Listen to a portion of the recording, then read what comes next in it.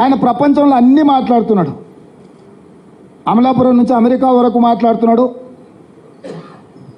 చంద్రమండలం నుంచి చింతమడక వరకు మాట్లాడుతున్నాడు. కానీ బీజేపీ చేస్తున్న కుట్ర గురించి మాత్రం మాట్లాడతలేడు. రిజర్వేషన్లు రద్దు చేసే ఆలోచనను బీజేపీని ప్రశ్నించడం లేదు. గతంలోనే చంద్రశేఖరరావు గారు రాజ్యాంగాన్ని మొత్తం రద్దు చేసి కొత్తది రాసుకోవాలన్నాడు. ఎవరి ఆలోచన ఇది? రాజ్యాంగాన్ని రద్దు చేసి కొత్తది రాసుకునేది ఆర్ఎస్ఎస్ విధానమే కదా.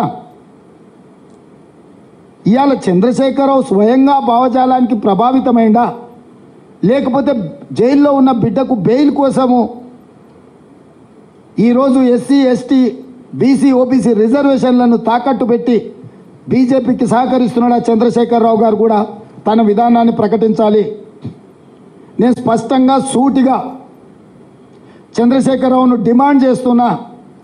ఎస్సీ ఎస్టీ బీసీ ఓబీసీ రిజర్వేషన్లను రద్దు చేయాలన్న భారతీయ జనతా పార్టీ విధానం మీద బీఆర్ఎస్ విధానం ఏంది? ఒకవేళ మీ విధానము రిజర్వేషన్ల రద్దును వ్యతిరేకిస్తే మీ పోరాట కార్యాచరణ ఏంది? బీజేపీకి వ్యతిరేకంగా 100 రోజులైన మా ప్రభుత్వాన్ని దిగిపోవాలి, మా ప్రభుత్వాన్ని పడగొట్టాలని కార్యాచరణ ప్రకటించి బస్సు యాత్ర చేస్తున్నా అంటున్నావు కదా. 10 సంవత్సరాల అధికారంలో ఉండి ప్రజలందరినీ పీల్చి పిప్పి చేసి అక్రమ కేసుల ద్వారా ఈరోజు రాజ్యాంగాన్ని దెబ్బతీసే మోడీ మీద నీ పోరాట కార్యాచరణ ఎక్కడుంది? 5 ఏళ్ల కోసం ఎన్నుకున్న మా ప్రభుత్వాన్ని ఇప్పటికిప్పుడు దించేయాలని కేసీఆర్ గారు, కేటీఆర్ గారు, హరీష్ గారు అంటున్నారు. 10 ఏళ్ళు ప్రజల్ని మోసం చేసిన మోడీని దించడానికి మీ దగ్గర ఉన్న కార్యాచరణ ఏంది? 100 రోజులే అయిన మా ప్రభుత్వమా మీ టార్గెట్?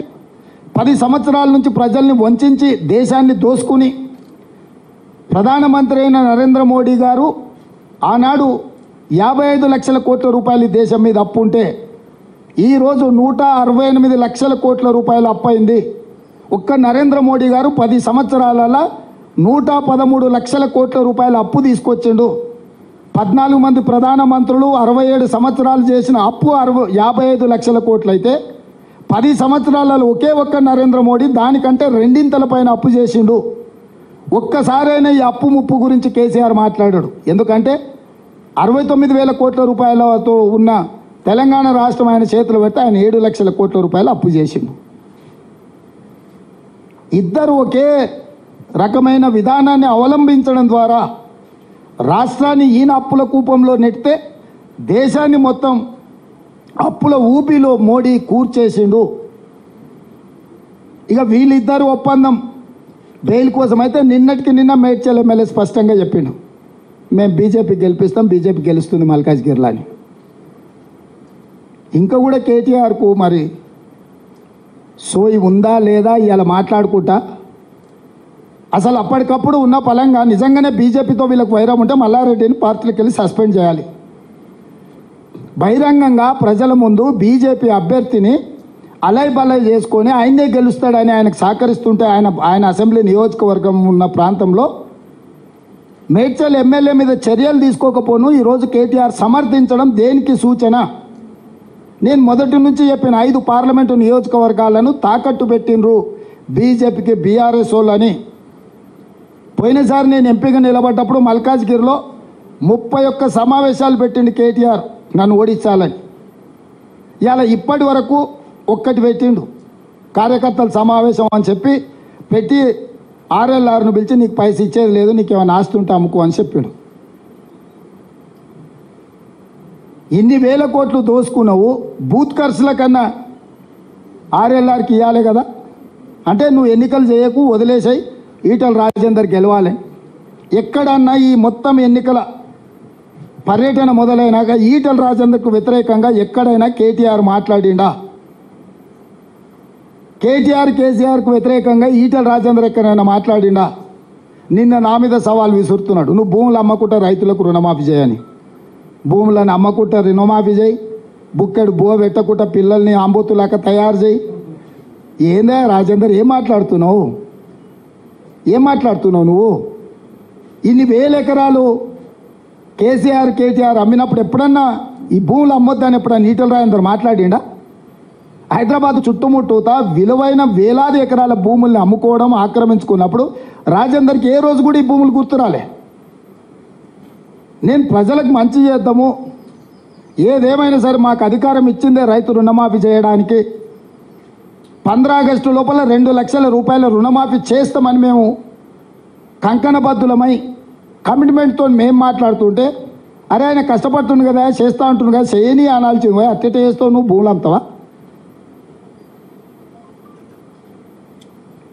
అంటే ఎవరికి మద్దతు పలుకుతున్నాడు ఈటెల రాజేందరు? అంటే చేయొద్దా, రైతులకు రుణమాఫీ చేయొద్దా? భూములు మీరే అమ్ముకుంటారా, మీరే గుచ్చుకుంటారా, మీరే ఆక్రమించుకుంటారా? దేవుడి భూములు ఆక్రమించుకున్నా నీ మీద ఆయన అన్నాడు. ఇప్పటివరకు చర్యలు తీసుకోలే.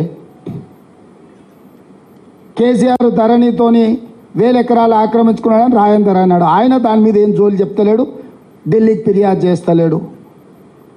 అందుకే నేను కేసీఆర్ను సూటిగా డిమాండ్ చేస్తున్నా, మల్కాజ్గిరిలో బీజేపీ అభ్యర్థి ఈటెల రాజేందర్ను గెలిపించడానికి మీ మేడ్చల్ ఎమ్మెల్యే బహిరంగంగానే మాట్లాడిండు, గెలుస్తున్నాడని అభినందించిండు.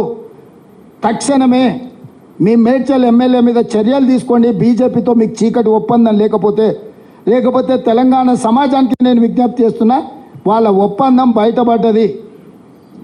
అమాయకంగానో అత్యుత్సాహంగానో మేడ్చల్ ఎమ్మెల్యే ఉన్నది ఉన్నట్టు చెప్పిండు, కుండ వలగొట్టిండు.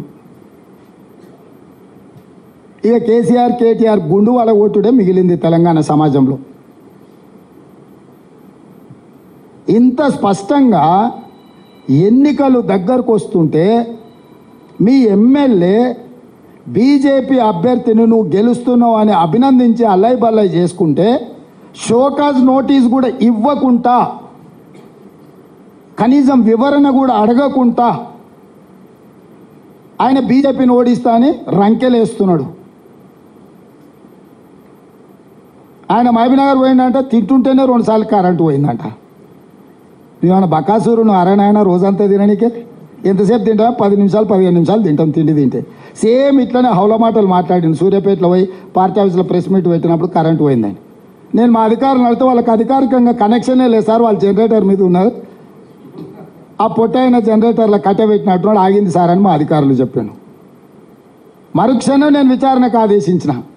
సూర్యాపేట అట్లట్ల కరెంటు పోయిందని అడిగితే అసలు దాని కరెంటు కనెక్షన్ లేదని చెప్పారు. అంటే ఒక 10 ఏళ్ళు ముఖ్యమంత్రిగా పనిచేసి ఈరోజు ప్రధాన ప్రతిపక్ష నాయకుడు ఉన్న కేసీఆర్కి ఇంత అసహనం, ఇన్ని అబద్ధాలు ఎందుకు?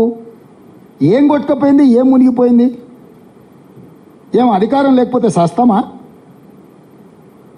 ఏమవుతుందా? ఊపిరాకి చచ్చిపోతావు?